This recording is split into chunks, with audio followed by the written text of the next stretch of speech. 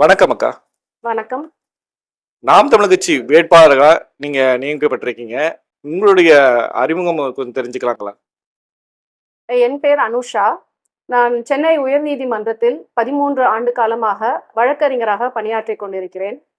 என்னுடைய இந்த பணியில் நான் மக்கள் சந்திக்கும் அன்றாட பிரச்சனைகளை மிக நெருக்கமாக பார்க்கக்கூடிய வாய்ப்புகள் எனக்கு நிறைய இருந்தது.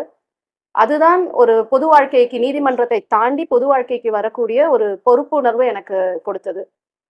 அதனால் இன்று நான் டி நகர் சட்டமன்ற தொகுதி வேட்பாளராக நாம் தமிழர் கட்சியின் சார்பில் இன்று நான் போட்டியிடுகிறேன். இந்த அரிய வாய்ப்பை எனக்கு அளித்த அந்த தினம் பிரார்த்தனை செய்யும் இறைவனுக்கும், என்னுடைய கட்சி தலைமை அண்ணன் சீமான் அவர்களுக்கும் என்னுடைய சிறந்தாழ்ந்த நன்றிகளை முதலில் நான் பதிவு செய்து கொள்கிறேன். என்னுடைய குடும்ப பின்னணி அப்படின்னு பார்த்தீங்கன்னா, என்னுடைய கணவரும் வழக்கறிஞராக இருக்கிறார். 2 குழந்தைகள். அவர்கள் பள்ளிக்கூடத்தில் படித்துக் கொண்டிருக்கிறார்கள். நான் ஒரு பிராமண சமூகத்தை சார்ந்த பெண்மணி. நீங்க ஒரு பிராமண கடப்பாறை அப்படிங்கிற மாதிரி அண்ணன் சொல்ற மாதிரி இருக்கு. இது எப்படி நீங்க மக்கள்கிட்ட கொண்டு போய் சேர்க்க போறீங்க? மக்களை எப்படி அணுக போறீங்க? அதாவது இத்தனை ஆண்டு காலமாக நீங்க பாத்தீங்க அப்படின்னா, எல்லா கட்சிகளும் அரசியல் அமைப்புகளும் சொல்றது என்னன்னா, எல்லா சமூகத்துக்கான பிரதிநிதித்துவம் அப்படின்னு சொல்லுவாங்க. அப்ப அந்த எல்லா சமூகத்திற்கான பிரதிநிதித்துவம் வரும்பொழுது பிராமணர்களுடைய குரல் அரசியல்லையோ இல்லைன்னா அவர்களுடைய பிரதிநிதித்துவம் பெரிதாக இருக்காது. ஸோ நாளடைவில் அது என்னாச்சு அப்படின்னா, அவர்கள் ஒரு ஒதுக்கப்பட்ட ஒரு சமுதாயமாகவே பார்க்கப்பட்டார்கள். இப்போ அதை உடைத்து அவர்களுக்கும் நம்ம பொது எல்லோருக்குமான சமமான ஒரு வாய்ப்பு, எல்லோருடைய குரலும் அரசியலில் கேட்க வேண்டும், எல்லோருக்குமான பிரதிநிதித்துவம் வேணும் அப்படின்னு சொல்லும் பொழுது அவர்களையும் சேர்த்து இத ஒரு சமத்துவமான அரசியல் அப்படின்னு என்றுதான் நான் பார்க்கிறேன். பெண்களுக்கு சம வாய்ப்பு 234 தொகுதிகளில் சரி பாதி பெண்களுக்கு இடம் கொடுத்துட்டு இருக்காரு. இது மற்ற கட்சிகள் செய்யல, நாம் தமிழர் கட்சி செய்யுது. இதை எப்படி பாக்குறீங்க? அதாவது இந்த பெண்களுக்கு சரி பாதி 50% அப்படிங்கிறது ஒரு சலுகையாக நான் பார்க்கவில்லை. இது ஒரு நியாயமான பிரதிநிதித்துவம். அதாவது இப்போ பெண்கள் அரசியலில் வரும் பொழுது என்னென்ன நடக்கும் அப்படின்னா, பெண்கள் அன்றாடம் சார்ந்த துறைகள் அப்படின்னு ஒண்ணு இருக்கு. அதாவது கல்வி, மருத்துவம், குடும்பம், நிர்வாகம், பாதுகாப்பு. இப்ப இந்த மாதிரியான துறைகள் பார்த்தீங்கன்னா அரசியலில் முன்னுரிமை பெறப்படும். அப்போ பெண்களுடைய அனுபவம் என்ன, அவர்களுடைய கண்ணோட்டத்தில் இருந்து இந்த துறைகள் மேலும் வலுப்படுத்தப்படும். அப்ப இந்த 50% அப்படிங்கிறத ஒரு ஃபிகர், ஒரு பர்சன்டேஜா நாம் பார்க்காம, இது பெண்களுக்கான அதாவது திறமை உள்ள பெண்கள் அவர்களுக்கான வாய்ப்பு கொடுக்கப்பட வேண்டும் அப்படின்னு அதற்கான கதவுகள் திறக்கப்பட்டது அப்படின்னு தான் நான் பாக்குறேன். பெண்களுக்கான வாய்ப்பு கொடுக்கறத ஒரு உரிமையா பாக்குறீங்க. அதே நேரத்துல நாம் தமிழ் கட்சியோட கொள்கையில எந்த கொள்கை மிகச்சிறந்த கொள்கையா பார்த்து நீங்க விஷயத்த சொல்றீங்க? அதாவது எனக்கு பொதுவாக நாம் தமிழர் கட்சியுடைய பல கொள்கைகள் என்னை மிகவும் கவர்ந்தது. அதில் குறிப்பாக ஒரு 3 விஷயத்தை நான் சொல்றேன். முதல்ல அரசியல் என்பது அதிகார அரசியலாக இல்லாமல் மக்கள் சார்ந்த, மக்கள் மையமான அரசியல் அப்படிங்கிற ஒரு கொள்கை நாம் தமிழர் கட்சியோடது எனக்கு முதல்ல ரொம்ப பிடித்த ஒரு விஷயம். 2வது பெண்களுக்கான பிரதிநிதித்துவம், அதுவும் என்னை மிகவும் கவர்ந்தது. 3வது மிக முக்கியமான ஒரு விஷயம் அப்படின்னா, இந்த இலவசங்களுக்கு எதிராக நம்முடைய தலைவர் கொடுக்கக்கூடிய குரல், அதாவது மிக தைரியமாக இலவசங்களை நான் ஆதரிக்க மாட்டேன் அப்படின்னு சொல்றார் பாருங்க. என்னை மிகவும் கவர்ந்த ஒரு விஷயம் அதுதான். இப்போ மற்ற கட்சிகள் எல்லாம் மாறி மாறி போட்டி போட்டுக்கொண்டு எவ்வளவு இலவசமாக கொடுக்கலாம், 1000, 2000, 10,000ன்னு இலவசமாக கொடுக்கக்கூடிய அந்த சலுகைகளை பற்றி தான் போட்டி போட்டுக்கொண்டு சொல்கிறார்களே வழிய, இலவசம் கொடுக்க மாட்டேன் என்ற தைரியம், மிக தைரியமாக சொல்வதற்கு நம்முடைய தலைவர் தாண்டி வேற எந்த தலைவருக்கும் அது வராது. 2வது என்னுடைய தனிப்பட்ட ஒரு கருத்து என்னன்னா, ஒரு சமுதாயம் அப்படிங்கிறது நம்முடைய உடல் மனம் சார்ந்த ஒரு உழைப்பை நாம் கொடுத்து அதில் வரக்கூடிய அதை உற்பத்தியை பெருக்கி அதில் வரக்கூடிய லாபம், இதுதான் ஒரு சமுதாயத்துடைய டெவலப்மெண்ட், அதாவது சஸ்டைனபிள் எக்கனாமிக் க்ரோத். அப்ப இதை நமக்கு அந்த சஸ்டைனபிள் எக்கனாமிக் க்ரோத் அப்படின்னு வரணும் அப்படின்னா அந்த சமுதாயத்தில் உள்ள அனைத்து மக்களும் உழைக்க வேண்டும். அப்போ உழைக்க வேண்டும் என்று சொல்லும் பொழுது அவர்களுக்கு இலவசங்களை கொடுப்பது ஒரு நல்ல வளர்ந்த சமுதாயத்துக்கான அடையாளமே கிடையாது. இன்று நாம் தமிழர் கட்சியோட மிக பெரிய ஒரு அற்புதமான கொள்கை, மிக ஒரு தைரியமான ஒரு கொள்கை என்னன்னா, நான் இலவசங்கள் கொடுக்க மாட்டேன்னு சொல்வது. அதுதான் எனக்கு மிகவும் கவர்ந்த ஒரு விஷயம். பிராமண சமூகத்தை சேர்ந்தவங்க அப்படிங்கிறத குறிப்பிட்டிருந்தீங்க. பிராமண சமூகத்தை சேர்ந்தவங்க அப்படின்னா தேசிய கட்சிகள்ல இடம்பெறதை நம்ம அதிகமா பார்க்க முடியும். நீங்க ஒரு தமிழ் தேசிய கட்சி நாம் தமிழ் கட்சியை தேர்ந்தெடுத்ததுக்கு என்ன காரணமா இருக்கும்?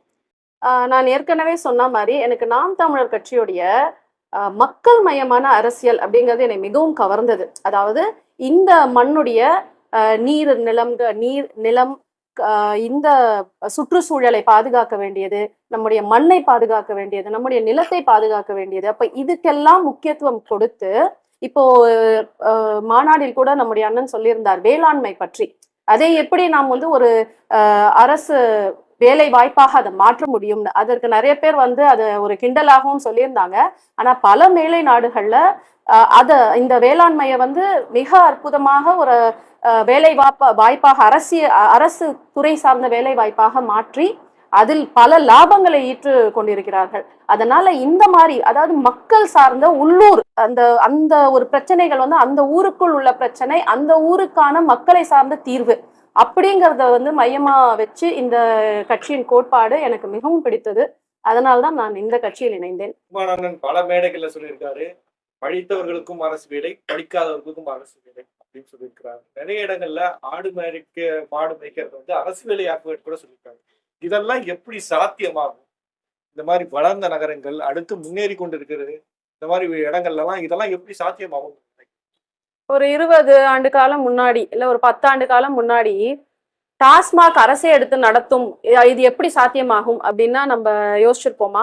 ஆனா இன்னைக்கு அத்தனை வைன் ஷாப்பு டாஸ்மாக்கும் அரசு தான் எடுத்து நடத்துகிறது. அப்போ அதையே அரசாங்கம் நடத்தும் பொழுது வேளாண்மையோ இல்ல மற்ற துறைகளையோ அரசு நடத்த முடியாது அப்படிங்கிற ஒரு கேள்வியே கிடையாது. இன்னைக்கு கன்னியாகுமரியில ரப்பர் கல்டிவேஷன் வந்து அரசு தான் நடத்துகிறது. நான் ஏற்கனவே சொன்னார் போல் பல மேலை நாடுகள்ல வந்து இந்த அக்ரிகல்ச்சரை வந்து அரசாங்க சார்பாக நடத்தி பல லாபங்களை வந்து அந்த அரசு ஈட்டு கொடுக்கிறது. அதனால வந்து இத முடியுமா, இது வந்து சாத்தியமா அப்படிங்கிறதே கிடையாது. ஸோ அக்ரிகல்ச்சர் அப்படிங்கிறது நம்முடைய பேக் போன் ஆஃப் எக்கானமி. அதுல சாத்தியப்படாத ஒரு விஷயம் இல்லை. அதனால இதெல்லாம் வந்து நடக்கக்கூடிய ஒரு விஷயம்தான். அது நடைமுறையில் வரும் பொழுது, எங்கள் ஆட்சி அமைக்கும் பொழுது நீங்களே அதை பார்ப்பீர்கள். நாம் தமிழ் கட்சி படிப்படியா உயர்ந்துகிட்டே வருது. அதாவது முதல் தேர்தல் ஒரு படி, அடுத்த தேர்தல் 8% வாக்குகள் வந்து உயர்ந்து நிற்குது. ஆனா அவங்களை எப்பயுமே வந்து ஊடகத்துல இருந்து புறக்கணிச்சுட்டே வந்தாங்க. இப்போ விஜய் அவர்கள் சொல்றாரு, எனக்கும் திமுகவுக்கும் தான் போட்டி, மற்ற கட்சிகளை புறக்கணிச்சு. நாம் தமிழர் கட்சி இந்த மாதிரி யாருக்கும் போட்டி அப்படிங்கிறத அங்கீகாரப்படுத்து. அதாவது நான் வந்து என்ன நினைக்கிறேன்னா, நாம் தமிழர் கட்சிக்கு வந்து போட்டி வந்து இன்னொரு கட்சியே கிடையாது. எங்களுக்கு போட்டி வந்து இத்தனை ஆண்டு காலமாக செய்த இந்த அரசியல் அமைப்பு. இப்ப இந்த அரசியல் அமைப்புல இன்னை வரைக்கும் மக்களுக்கான அடிப்படை தேவைகள் எதுவுமே பூர்த்தி செய்யல. எந்த பிரச்சனைகளும் இதுவரை தீர்வு காணதாக நமக்கு தெரியவே இல்லை. அப்போ நம் கட்சியுடைய போட்டி அப்படிங்கிறது இந்த காலங்காலமாக எந்தக்கும் பிரயோஜனம் இல்லாத இந்த அரசியல் அமைப்பா, இல்ல மாற்றம் தேவை அப்படின்னு நாங்க யோசிக்கிறோமே, அதுதான் வந்து எங்களுக்கான போட்டி இந்த அரசியல் அமைப்புடன் கட்சியுடன் கிடையவே கிடையாது. அதனால வந்து எங்களுடைய போட்டி வந்து மற்ற கட்சியுடன் கிடையாது, இந்த அரசியல் அமைப்புடன். அதாவது தமிழ் தேசியமா இல்ல திராவிட அரசியல் அமைப்பா, இதுதான் எங்களுடைய போட்டி. நாம் தமிழ் கட்சி தொடர்ச்சியா தனிச்சுதான் போட்டிட்டு இருக்கு. அதாவது வளர்ச்சியிலும் இருக்கு. ஏன் தொடர்ச்சியா தனிச்சே போட்டிடுறாங்க? இதுக்கு காரணம் என்னவா இருக்கும்? அதாவது இப்ப நம்முடைய கொள்கை கோட்பாடை நம் மக்களிடம் சரியாக சென்று சேர வேண்டும் என்றால் தனிச்சு போட்டியிடுவதுதான் சரியாக இருக்கும் அப்படிங்கிறது என்னுடைய கருத்து. கூட்டணி அப்படின்னு நம்ம போயிட்டோம் அப்படின்னா அந்த மக்களிடம் நாம் எதிர்பார்க்கக்கூடிய மாற்று அரசியல், அந்த சிந்தனையை நாம் தெளிவாக மக்களிடம் எடுத்து சொல்ல முடியாது. அதனாலதான் நாம் தனியாக நிற்கிறோம்.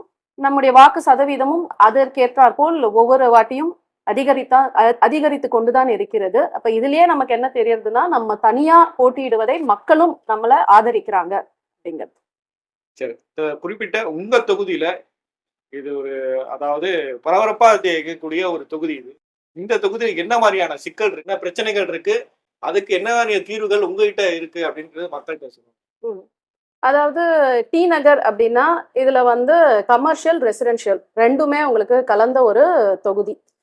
இது வந்து ஆல்மோஸ்ட் ஒரு 7 வார்டு, அதாவது 7 ஏரியான்னு சொல்லுவோம். அசோக் நகர், கே நகர், வடபழனி, பாண்டி பஜார், இந்த மாதிரி 130 141 வார்டு வரைக்கும் இந்த டி நகர் அப்படிங்கிற இந்த தொகுதிக்குள் வரும். இப்ப இந்த தொகுதியில பாத்தீங்கன்னா நிறைய பிரச்சனைகள் இருக்கு. குறிப்பாக அதுல நம்ம முதல்ல சொல்லணும் அப்படின்னா மழைநீர் வடிகால்கள். அப்போ ஒவ்வொரு வாட்டியும் மழை வரும்பொழுது எப்படி ஒரு டி நகர்ங்கிறது ஒரு ஹார்ட் ஆஃப் தி சிட்டி. இந்த சிட்டில வெள்ளம் மாதிரி ஃப்ளட்டு ஓடக்கூடிய ஒரு சுச்சுவேஷனை நம்ம பார்க்குறோம் மழை வரும்போது. அப்போ இந்த மழை நீருக்கான வடிகால், இப்போ இதெல்லாம் இதை தாண்டி பெண்கள் பாதுகாப்பு, குழந்தைகளுக்கான திறந்த மைதானங்கள், இதெல்லாம் வந்து ஒரு பிரச்சனைகள். இந்த மாதிரி பிரச்சனைகளும் அதிகமாக இருக்கு. அப்போ நான் இதுல ஒரு சில தீர்வை சொல்றேன். இது எல்லாத்தையும் நான் மிக தெளிவாகவும் என்னுடைய எலெக்ஷன் மேனிஃபெஸ்டோலையும் நான் சொல்லியிருக்கேன். பட் ஒரு தீர்வு வந்து நம்ம மழை வடிகால் தீர்வு அப்படின்னு பார்த்தா, சாதாரணமா ஒவ்வொரு வாட்டியும் அரசாங்கம் சொல்லுவாங்க நாங்க அந்த மழை வரத்துக்கு முன்னாடி தூர்வாரினோம் அப்படின்னு. அது எப்படி தூர்வாரி இருப்பாங்கன்னு நினைக்கிறீங்க? அது ஒரு மேம்போக்கா போய் தூர்வாரினோம். நீங்க நிறைய காரணங்கள் சொல்லியிருந்தீங்க.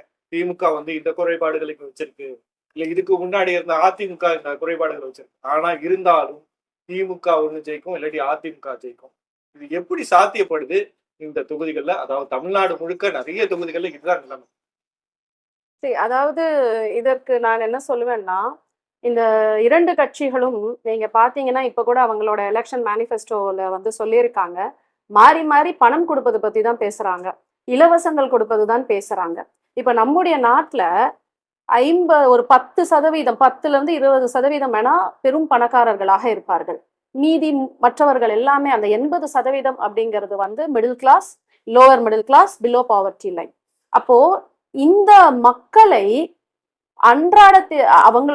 இந்த மக்களை வந்து கவர்வதற்கு இவர்கள் சிந்திக்கக்கூடிய ஒரே விஷயம் என்னன்னா அந்த பணம். அதை தாண்டி அவர்களுடைய வாழ்வாதாரம் முன்னேற்றமோ இல்ல அந்த லைஃப் ஸ்டாண்டர்டை நம்ம எப்படி இம்ப்ரூவ் பண்ணணுங்கிறது இந்த கட்சிகளுடைய சிந்தனையே கிடையாது. இது வந்து நான் எப்படி பார்க்கிறேன்னா, இவர்களுடைய ஏழ்மையை கிண்டல் அடிப்பது போல் தான் நான் பார்க்கிறேன். ஒவ்வொரு கட்சியும் போட்டி போட்டு ஒரு கட்சி சொல்கிறது கருணை தொகை நான் 10,000 தரேன்னு. அப்போ மக்கள் சிந்திக்க வேண்டும், இந்த 10,000 கொடுத்தால் உங்கள் வாழ்வாதாரம் முன்னேறி விடுமா? இன்னைக்கு 10,000 சொல்லுவார்கள், இன்னொரு கட்சி 5,000 ரூபாய் கொடுத்து 2,000 வந்து நான் மே மாசத்துக்கு உண்டான தொகை அப்படின்னு சொல்றாங்க. சரி, இந்த 5,000 ஒரு வாட்டி உங்களுக்கு கிடைத்ததுனால் உங்கள் வாழ்க்கை வந்து முன்னேறி விடுமா? இந்த 5,000 10,000 என்று சொல்லிவிட்டு நான் மக்களுக்கு ஒரு வேண்டுகோள் வைக்கிறேன். இன்னைக்கு அரிசி, எண்ணெய், பருப்பு, சர்க்கரை இதோட விலைய பாருங்க. இதே நாளைக்கு இந்த இலவசங்களை கொடுத்து விட்டு, பணத்தை கொடுத்து விட்டு, உங்களுடைய அன்றாட நீங்கள் சாப்பிடக்கூடிய உணவில் இருந்து நம்முடைய பால், சர்க்கரை, காய்கறிகள், இந்த எல்லாத்துடைய விலை என்ன அப்படிங்கிறத நீங்களே வந்து பார்ப்பீங்க. அதனால தயவு செய்து மக்களை சிந்தியுங்கள். ஒரு வாட்டி கொடுக்கக்கூடிய ஒரு பணம் அப்படிங்கிறது உங்கள் வாழ்வாதாரத்தை முன்னேற்றாது. நாம் தமிழர் கட்சியோடைய எங்களுடைய கோட்பாடே நான் சொல்றேன், நம்ம தெளிவா சொல்லியிருப்போம். நான் உங்களுக்கு இலவசம் தரேன். இலவசம் எதை தரேன்? மருத்துவத்தை தரேன். இலவசம் என்று கல்வியை தரேன். இலவசம் என்று உங்களுடைய வாழ்க்கை முறை, உங்களுடைய வாழ்வாதாரத்தை முன்னேற்றுவோம். அதை தான் நாங்கள் இலவசமாக கொடுப்போம். மக்களும் இதை சிந்திக்க வேண்டும். மற்ற கட்சிகள் வந்து உண்மையாக உங்களுடைய நிலையை வந்து கிண்டல் செய்வது போல் உங்களுக்கு மாற்றி மாற்றி பணம் கொடுப்பேன் என்று சொல்கிறார்கள், இலவசத்தை அள்ளி கொடுக்கிறார்கள். இதுடைய பிரதிபலிப்பை அவர்கள் ஆட்சி நடத்தும் பொழுது இந்த விலைவாசி கட்டுக்கடங்காமல் ஏறிவிடும். இன்னைக்குமே நம்ம எல்லாரும் ஒரு விலைவாசி எப்படி இருக்குன்னு பாக்குறோம். 4 காசு சம்பாதிக்கிறது எவ்வளவு கஷ்டங்கிறத நம்ம பாக்குறோம். இந்த மாதிரி இலவசங்கள் கொடுக்க இது மிகவும் கடுமையான ஒரு மோசமான சூழ்நிலைக்கு நாம் தள்ளப்படுவோம். இலவசங்கள் எதுவா இருந்தா என்ன? ஆனா ஆரம்ப காலகட்டத்துல இருந்து எனக்கு தெரிஞ்சு அரசு மருத்துவமனைகள் இருக்கு, அரசு பள்ளிகள் இருக்கு, எல்லாமே அரசு துறை சார்ந்த இலவசங்களா இருக்கு. நீங்க இந்த மாதிரி இலவசத்தை திருப்பி கொண்டு வர போற அதையும் கொஞ்சம் ஹைலைட் பண்ணி சொல்றீங்க. இது என்ன விஷயமா இருக்கு? இலவசம் அப்படின்னு சொல்லும் பொழுது நீங்களே எனக்கு சொல்லுங்க, என்ன மாதிரியான இலவசம்? ஒரு பள்ளிக்கூடத்துல கூரை இடிந்து விழுகிறது, அது என்ன இலவசம் அப்படின்னு நீங்க வந்து மக்களுக்கு கொடுக்குறீங்க? அதாவது இலவசம் சொல்லி மக்களை வந்து நான் திருப்பியும் அதுதான் சொல்றேன், மக்களுடைய இல்லாத நிலையை கிண்டல் செய்து அதை கேலி செய்யுமாறு நீங்கள் செய்யக்கூடாது. நான் இலவசமான கல்வி கொடுக்குறேன் அப்படின்னா தரமான இலவசமான கல்வி கொடுக்க வேண்டும். கூரை இடிந்து விழுறது, டாய்லெட்ஸ், அதுவும் குறிப்பாக பெண் பிள்ளைகள் படிக்கக்கூடிய பள்ளிக்கூடங்கள்ல எத்தனை டாய்லெட்ஸ் இருந்து அதுல தண்ணி வருதா முதல்ல அதை நம்ம பார்க்கணும். அப்ப இதெல்லாம் நான் இலவசமா கல்வி கொடுக்குறேன். மருத்துவம் எடுத்துக்கோங்க, எத்தனை மருத்துவம் வந்து நீங்க வந்து எலி ஓடுறது, சின்ன குழந்தை பிறந்த குழந்தை அந்த மகப்பேறு மருத்துவமனையில் சின்ன பிறந்த குழந்தைகளை எலி கடிச்சதுன்னு நியூஸ் போடுறான். அப்ப இது என்ன தரமான இலவசம்? சும்மா ஒரு இலவசம் கொடுத்துட்டு மக்களுடைய வரி பணத்துல நான் வந்து ஹாஸ்பிட்டல் கட்டிட்டேன், ஸ்கூல் கட்டிட்டேன், நாங்க இலவசமா கொடுக்குறோம் அப்படின்னா இதற்கு பேர் இலவசம் அல்ல. நான் மறுபடியும் சொல்றேன், மக்களுடைய ஏழ்மையை இந்த அரசாங்கம் கிண்டல் எடுத்துக் கொண்டிருக்கிறது. இதுவரை உள்ள அரசாங்கமும் அதை தான் செய்து கொண்டிருக்கிறது. இலவசம்னு நாங்கள் சொல்லும் பொழுது தரமான கல்வி, தரமான மருத்துவம், இதைதான் நாங்கள் இலவசமாக கொடுப்போம்.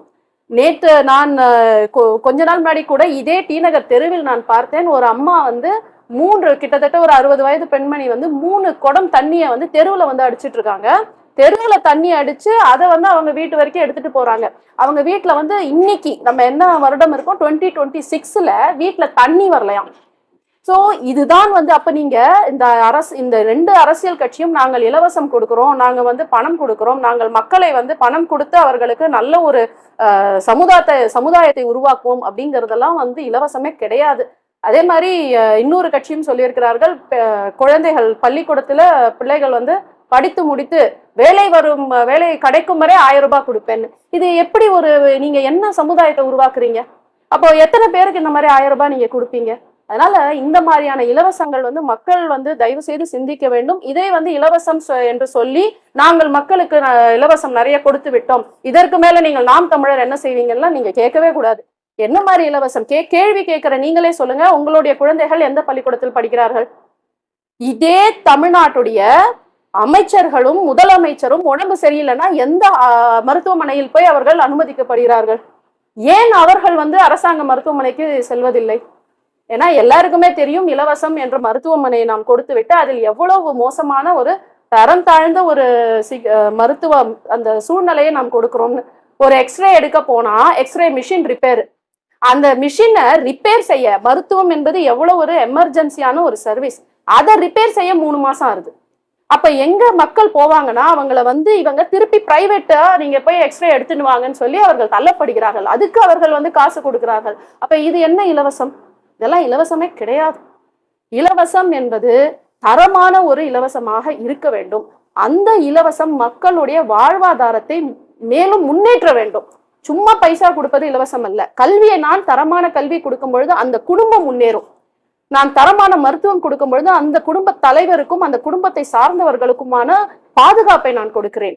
அப்ப இதுதான் நாம் தமிழர் கட்சியோட இலவசம். மாற்று என்று சொல்லும் பொழுது அந்த மாற்று கட்சிகளும் திருப்பியும் இதே மாதிரியான மக்களை கவருவதற்கான இலவசங்களை கொடுக்கும் பொழுது அது மாற்றாக நாம் கருதவே முடியாது. சோ என்னை பொறுத்த வரைக்கும் மாற்றம் என்பது நாம் தமிழர் கட்சி கொண்டு வரக்கூடிய கொள்கைகள் தான் மாற்றம். இப்போ இவ்வளவு பெரிய தொழில் நகரங்கள் வளர்ந்திருக்க இடத்துல வேற்று மாநிலத்தவர்களுடைய பங்கு வந்து அதிகமாகிட்டே வருது. தமிழர்கள் இல்லாதவர்கள் வேற்று மாநிலத்திற்கு உள்ள நுழைஞ்சிட்டே வருகிறாங்க. இதை நாம் தமிழர் கட்சி எந்த அளவுக்கு சரி செய்யும் அப்படின்னு?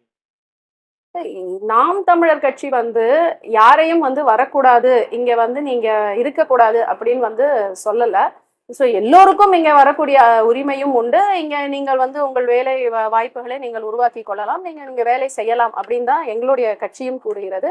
ஆனால் அதை ஆட்சி முறையில் வரும் பொழுது தமிழர்களுக்கான முன்னுரிமை கொடுக்க வேண்டும் அப்படிங்கிறது தான் எங்களுடைய கொள்கை. அதனால இதுல வந்து வேற்று மாநிலத்தை சார்ந்தவர்கள் இங்க வந்து அவர்கள் தொழில் செய்யும் போது அதற்கான ஒரு எக்கனாமிக் டெவலப்மெண்ட் அப்படிங்கிறது இந்த மாநிலத்துக்கு ஆன ஒரு டெவலப்மெண்ட் தான். ஸோ நாங்களும் அதை எதிர்க்கவில்லை. ஆனால் நம்ம ஆட்சி அப்படின்னு வரும்பொழுது தமிழர்களுக்கான முன்னுரிமை கொடுக்க வேண்டும். டி நகர் தொகுதியில இதுக்கு முன்னாடி இருந்த திமுக அதிமுக பலத்தை மீறி நீங்க எப்படி போட்டி போட போறீங்க? என்ன மாதிரியான பிரச்சார யுக்திகளை நீங்க வச்சு? ஆமா, 2 கட்சியுமே வந்து ஒரு மிக ஏற்கனவே சொல்லிட்டீங்க பணத்தை வச்சு ஜெயிச்சிருவாங்க. இதை தாண்டி உங்களால என்ன மாதிரியான பிரச்சார யுக்திகளை பயன்படுத்தி மக்கள்கிட்ட போய் இந்த நாம் தமிழ் கட்சிக்கும் உங்களையும் கொண்டு போய் சேர்த்து? இல்ல, 2 கட்சிகளுமே மிக ஆண்டு காலமாக இந்த தமிழ்நாட்டில் வந்து ஒரு வேரூன்றிய கட்சி தான். 2 கட்சிகளுக்குமான பெரிய பலமே வந்து பணபலம். எங்களிடம் அந்த பண பலம் கிடையாது. ஆனாலும் நம்ம அரசியல் வந்து வெறும் ஒரு கணக்கு கிடையாது, அதாவது ஒரு மேத்தமேட்டிக்கல் கால்குலேஷன் வந்து கிடையாது. ஸோ மக்களுடைய மனம், மக்களுடைய சிந்தனை அப்படிங்கிறது வந்து ஒவ்வொரு ஜெனரேஷனா வந்து மாறிக்கொண்டே தான் இருக்கும். அதனால வந்து என்னுடைய ஒரு பெரிய நம்பிக்கை என்னவென்றால் எங்களுடைய கோட்பாடும் கொள்கைகளும் இந்த வாட்டி கட்டாயமாக மக்களிடம் மிக அருமையாக போய் சேர்ந்துள்ளது. அதனால் இந்த மாற்றம் அப்படிங்கிறது வரும். அதற்கு அதுதான் நான் ஆல்ரெடி சொன்ன மாதிரி எலெக்ஷன் வந்து is not a mathematical calculation. நிறைய சர்வே கூட சொல்லுவாங்க இந்த கட்சி தான் ஜெயிக்கும், அந்த கட்சி தான் ஜெயிக்கும் அப்படின்னு. ஸோ நம்மளுடைய கொள்கைகள்ல நாம் தெளிவாக இருக்கோம். அதை நாம் மக்களிடம் வந்து மிக அருமையாக இதுவரைக்கும் கொண்டு சென்றிருக்கிறோம். இனிமேலும் அதை தான் செய்வோம். எல்லோருக்கும் தெரியும் நாம் தமிழர் கட்சியின் அரசியல் வந்து எலெக்ஷன் டைம்ல வர அரசியல் கிடையாது. எலெக்ஷன் டைம்ல மட்டும் போய் மக்களை சந்தித்து என்ன அப்படின்னு பேசுற ஒரு அரசியல் கிடையாது. நாம் வருடந்தோறும் மக்களுடைய அடிப்படை பிரச்சனைகளுக்காக போராடக்கூடிய ஒரே கட்சி நாம் தமிழர் கட்சி தான். அதனால் கட்டாயம் இந்த வாட்டி மக்கள் வந்து சரியான ஒரு முடிவை எடுப்பார்கள், சரியான ஒரு தீர்வை எடுப்பார்கள் என்று எனக்கு ஆணித்தனமான ஒரு நம்பிக்கை இருக்கிறது. நாம் தமிழர் கட்சி சின்னத்தையே விவசாய சின்னமா கொண்டு, ஆனா எப்பயுமே வந்து வேட்பாளர்கள் பார்த்தீங்கன்னா படித்த வேட்பாளர்கள் அப்படிங்கிறத மட்டும்தான் வந்து தேர்வு செஞ்சுட்டு இருக்காங்க. இது எப்படி பாக்குறீங்க? அதாவது இது ஒரு புரிதல் இல்லாத ஒரு பேச்சாக தான் நான் பார்க்கிறேன். நம்ம வந்து அந்த 234 கேண்டிடேட்ஸையும் சரியா அனலைஸ் பண்ணி பார்த்தாலே அதில் எத்தனை விவசாயிகள் இருக்காங்க அப்படிங்கிறது தெளிவு வரும். ஏன்னா விவசாயிகள் அப்படின்னு சொல்லும் பொழுது எங்களுடைய கேண்டிடேட்ஸ் எல்லாருமே படித்து விவசாயமும் செய்து படித்த கேண்டிடேட்ஸ் ரெண்டுமே. அதனால உடனே அவர்களுடைய அந்த கல்வி தகுதியை நாம் சொல்லும் பொழுது உடனே அவர்கள் விவசாயம் செய்யவில்லை அப்படிங்கிற அர்த்தம் கிடையாது. ஸோ இது ரொம்ப தவறான புரிதல். அதை வந்து திருப்பி திருப்பி பேசிட்டு இருக்காங்க. கட்டாயமாக என்னுடைய உறவுகள் இதற்கான காணொலியை போடுவார்கள். நீங்க அப்பவே உங்களுக்கு தெரிஞ்சிடும் எத்தனை பிள்ளைகள் விவசாயம் செய்து அதே நேரத்தில் அழகா படித்து விவசாயமும் செய்து கொண்டிருக்கிறார்கள் அப்படிங்கிறது உங்களுக்கு இந்த மக்களுக்கு தெளிவு இதில் வந்துவிடும். இப்போ இந்த தொகுதி மக்கள்கிட்ட உங்களுக்கான வாக்குகளை நீங்க அவங்க கிட்ட எப்படி கேட்பீங்க? முதல்ல வந்து நான் இந்த பொது வாழ்க்கை அரசியல் நீதிமன்றத்தை தாண்டி நான் அரசியலில் வர வேண்டிய ஒரு முக்கிய காரணம் அப்படின்னா எனக்கு மக்களுக்கான சேவை இது மட்டும்தான் என் மனதில் இருக்கு. இதுதான் என்னுடைய மோட்டோ அப்படிங்கிறது. ஸோ மக்களுக்கு என்னால் முடிந்த சேவையை நான் செய்ய வேண்டும். அதுதான் என் கட்சியுடைய கோட்பாடும் கூட. மக்களின் நலன் மக்களின் சேவை அப்படிங்கிறது தான். ஸோ இந்த கட்சியை பொறுத்தவரையில் உங்க எல்லாருக்குமே தெரியும் இங்க வந்து பணம் அப்படிங்கிறது கிடையவே கிடையாது. மற்ற கட்சிகள் எல்லாம் பணபலம் உள்ள கட்சிகள், பணத்தை வாரி இறைப்பார்கள். ஆனால் நாங்கள் பணம் அப்படிங்கிறது எங்களுடைய அது ஒரு விஷயமே இல்லை. எங்களுடைய ஆட்சி முறை உங்களுக்கு சொல்ல வேண்டிய ஒரு ஆட்சி முறை அப்படின்னா மக்கள் மையமான ஒரு ஆட்சி. இதுதான் அதிகார மையம் அல்ல, மக்கள் மையம். அப்ப மக்களுக்கான வெல்ஃபேர் என்ன, for the people, welfare of the people. இதுதான் என்னுடைய அணுகுமுறை, தேர்தல் அணுகுமுறை அப்படின்னு சொல்லும் பொழுது மக்களுக்கான ஆட்சி, மக்களுக்காக உண்டான ஒரு ஆட்சி தான். அதனால் மக்களை நான் வேண்டிக் கொள்வதெல்லாம் நீங்கள் சிந்திக்க வேண்டும். இன்று உங்களுக்கு கொடுக்கக்கூடிய இந்த ஒரு வாட்டி வரக்கூடிய ஒரு பணமா இல்ல உங்களுடைய வாழ்வாதாரத்தை முன்னேற்றக்கூடிய ஒரு ஆட்சியா அப்படிங்கிறத நீங்க தான் வந்து திருப்பியும் சிந்திக்க வேண்டும் அப்படிங்கிறது என்னுடைய தாழ்மையான வேண்டுகோள். நீங்க களத்துல போராட்டத்துக்கும் வெற்றி அடைவதற்கும் இந்த ஊடகம் சார்ந்த உங்களுக்கு வாழ்த்துக்கள் தெரிவிச்சுக்கோ. நன்றி அக்கா. நன்றி.